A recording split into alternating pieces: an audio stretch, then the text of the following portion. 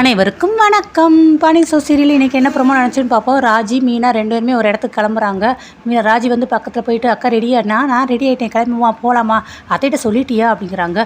அக்கா இன்னும் இல்லைக்கா, சொல்லலக்கா அப்படிங்கிறது. என்ன ஏது நம்மளுக்கு ஒரே குழப்பமாக இருக்குது, எங்கே போகிறாங்கன்னு. அதுக்கப்புறம் தான் சொல்கிறாங்க, ஆஃபீஸில் வந்து இந்த மாதிரி ஹோம் டியூஷன் எடுக்க சொன்னாங்களா, அதை பற்றி அத்தைக்கிட்ட சொல்லிவிட்டு அதுக்கப்புறம் தான் நம்ம போகணும், இப்போ சொல்லாமல் போனால் எப்படி இருக்கும் அப்படிங்கிறாங்க. இல்லைக்கா நீங்கள் அங்கே சொல்லிட்டீங்கன்னா அவங்க வீட்டில் கண்டிப்பாக எடுப்பேன்னு, அதெல்லாம் நான் சொல்லிட்டேன் நீ வருவேன் அப்படின்னு. ஆனால் அத்தைகிட்ட மாமாட்ட சொல்லாமல் எப்படி எடுக்க முடியுன்னு. இல்லைக்கா நான் அத்தைகிட்ட சொல்லலாம் சொல்லி தான் போனேன். ஆனால் பக்கத்தில் மயிலக்கா இருக்காங்க, அவங்க இடியப்பத்துக்கு மாவை பற்றி ரொம்ப தீவிரமாக டிஸ்கஸ் பண்ணிகிட்டு இருக்காங்க. ஸோ அவங்க இருக்கும்போது நான் எப்படி பேசுறேன்னு.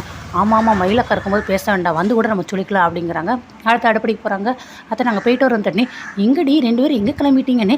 கோயிலுக்கு போகிறதுக்கு. கோயிலுக்கா முன்னக்கூட சொன்னால் நானும் கிளம்பியிருப்பேன் அப்படின்னு.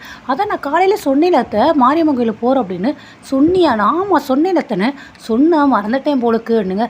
சரி இப்போ கூட நீங்கள் வர்றீங்களா அப்படிங்கிறாங்க. இல்லை நான் வரலடி, இங்கே வேலை இருக்குது, இப்போ வேலை யார் பாப்பா அப்படிங்கிறாங்க. மயில் ஓனன்ட்டு. அத்தை நீங்கள் பண்ணால் போகிறங்க அத்தை, நான் இருந்து வேலையை பார்த்துக்கிறேன் அப்படிங்கிறாங்க.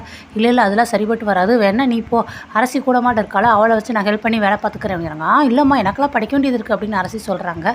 இல்லத்தை இருக்கட்டும், நான் இருக்கிறேன் உங்களுக்கு ஹெல்ப்புக்குன்னு, நீ இப்போ ஒன்றா போமா அப்படிங்கிறாங்க. சரி ஓகே ஒரு 10 நிமிஷம் கொடுங்க, நான் போய் புடையை மாற்றிட்டு வந்துடுறேன் அப்படிங்கிறாங்க.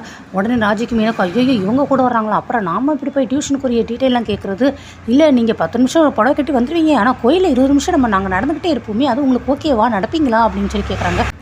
ஏன் நடக்காமல், அதெல்லாம் நான் தாராளமாக நடப்பேன், நான் பழனிக்கு கூட பாத யாத்திரை போயிருக்கேன் தெரியுமா அப்படிங்கிறாங்க. இல்லைங்க அது வந்து நீங்கள் வந்துட்டீங்கன்னா அந்த வீடு அப்படியே சம்பஸ்து போயிடாது அப்படிங்கிறாங்க. என்னமோ நான் வரக்கூடாது அப்படிங்கிறதுக்காக காரணம் இல்லை காரணம் சொல்கிற மாதிரியே இருக்கே அப்படின்னு சொல்லி தங்கவேல் சொல்கிறாங்க. இல்லை மயிலக்கா நீங்கள் வந்துடுவீங்க, இப்போ மாமா வர நேரம் வேறு, சரவண மாமா வந்தால் நீங்கள் இல்லையா அப்படின்னு சொல்லி அவங்க எதிர்பார்ப்பாங்க, அவங்க வர நேரத்தில் நீங்கள் வீட்டில் இருக்கணும்னு சொல்லி நீங்கள் எதிர்பார்ப்பீங்க, அதுக்காக தான் நாங்கள் அப்படிலாம் சொல்கிறோம், மற்றபடி வேறு ஒன்றும் கிடையாது, அதனால் நீங்கள் இங்கே இருங்க, நாங்களே போயிட்டு வந்துடுறோம், வர்றோத்தோ பயத்தை அப்படின்னு சொல்லிட்டு டக்குன்னு உடனே ஓடிடுறாங்க. இதுக்கு இவ்வளோ 2 பேர் இப்படி பறக்கிறாளுங்க அப்படின்னு சொல்லி கோமதி கேட்குறாங்க. அத்தை நாங்கள் வரக்கூடாதுன்னு சொல்லி என்னை அப்படியே கழட்டி விட்டுட்டு போகிறாங்க பார்த்தீங்களா, அவங்க 2 பேர் மட்டும் தான் கூட்டு சேர்றாங்க, எப்போவுமே என்னை கூட்டு சேர்க்கவே மாட்டிக்கிறாங்க அப்படின்னு சொல்லி தங்கமயிலேருந்து கோமதி கிட்டக்க புலம்புறாங்க. நெக்ஸ்ட்டு மீனா ராஜி 2 பேர் ரோட்டில் நடந்து வந்துட்டுருக்காங்க. ஆனால் வந்து இந்த தெருவில் தான் 4வது வீடுன்னு சொன்னாங்க. அடுத்து அந்த லேடிக்கு ஃபோன் போடுறாங்க.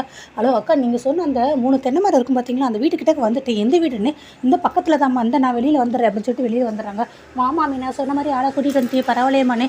ஆமாக்கா இதான் ராஜி என் தங்கச்சி, நல்லா படிப்பாக்கா, அவங்களோட டிபார்ட்மெண்ட்டில் அவள் தான் ஃபஸ்ட்டு மார்க்குன்னு பாருங்களா, மற்ற ஸ்டூடெண்ட்ஸ்க்கு அவள் தான்க்கா கிளாஸை டீச் பண்ணுவா அப்படிங்கிறாங்க.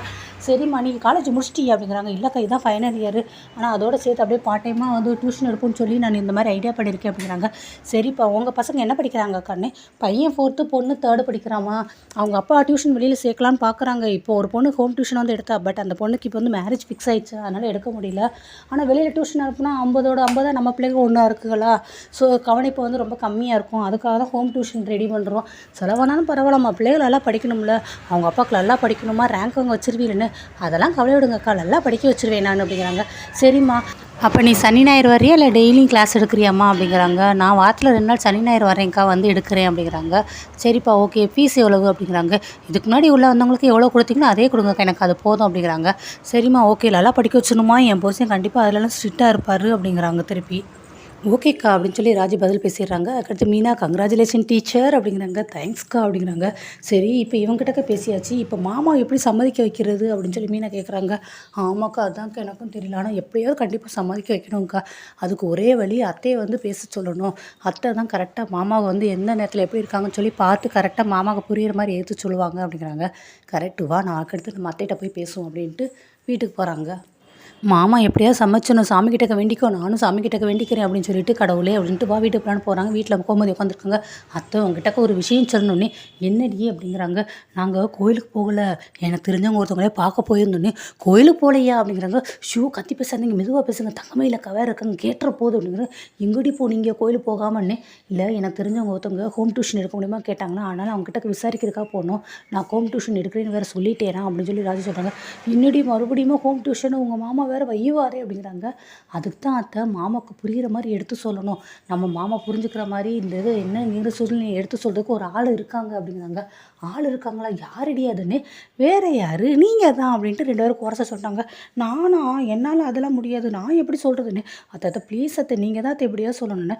மீனாவும் சொல்கிறாங்க. பாவம் அத்தை கதிர் ரொம்ப கஷ்டப்படுறாருல, கதிருக்கு ஹெல்ப் பண்ணுன்னு சொல்லி இவ்வளோ ரொம்ப கஷ்டப்படுறாள், ஸோ இந்த 2 பேருக்கு சேர்த்து நீங்கள் எப்படியா ஹெல்ப் பண்ணுங்களேன் அத்தை, ப்ளீஸ் அத்தை ஹெல்ப் பண்ணுங்க அப்படின்னு சொல்லி பயங்கரமாக இங்கே மாறி கேட்குறாங்க. தங்கம் அப்புறமேலுக்கு பாம்பு காதாச்சு வேர்த்துருச்சு.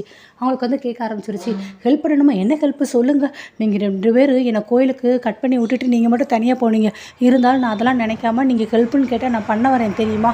நீங்கள் என்ன ஹெல்ப் பண்ணாலும் சொல்லுங்கள், நான் பண்ணுறேன் அப்படின்னு. ஐயோ இல்லை அப்படிலாம் ஒரு ஹெல்ப்பும் எதுவும் கிடையாது, சும்மா பேசிக்கிட்டு இருந்தோம் நாங்கள் அப்படிங்கிறாங்க. நீங்கள் என்ன பேசுனீங்க அப்படிங்கிறாங்க. இல்லையே நாங்கள் சும்மா தான் பேசணும். ஏன் என்ன பேசுனீங்க என்கிட்ட சொல்ல மாட்டீங்களா அத்தை? நீங்களும் சொல்ல மாட்டீங்களா அத்தை அப்படின்னு சொல்லி அவங்க அத்தைகிட்ட கேட்குறாங்க. இல்லைம்மா, அது வந்து ராஜியும் மீனாவும் ஒரு இடத்துக்கு போனாங்களாம் ஹோம் டியூஷன் கேட்குறதுக்கு. ஐயோ டியூஷனா? மாமா தான் ஏற்கனவே எடுக்கக்கூடாதுன்னு சொல்லிட்டாங்கல்லன்னு.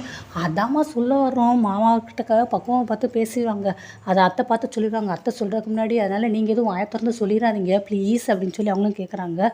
சரி நான் எதுவும் சொல்ல மாட்டேன், ஆனால் மாமா கிட்ட சொல்லிட்டு பண்ணணும், மாமாட்ட சொல்லாமல் எதுவும் செய்யக்கூடாது சரியா அப்படிங்கிறாங்க.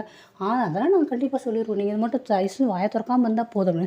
சரி நான் என் வாய்க்கு வேணால் பூட்டு போட்டுக்கிறேன் சரியா அப்படின்ட்டு அந்த இடத்த விட்டு அவங்க கிளம்பி போயிடுறாங்க. ஏன் அவங்ககிட்ட சொன்னீங்க? அவங்ககிட்ட சொல்ல வேணும்னு சொன்னோம்னு.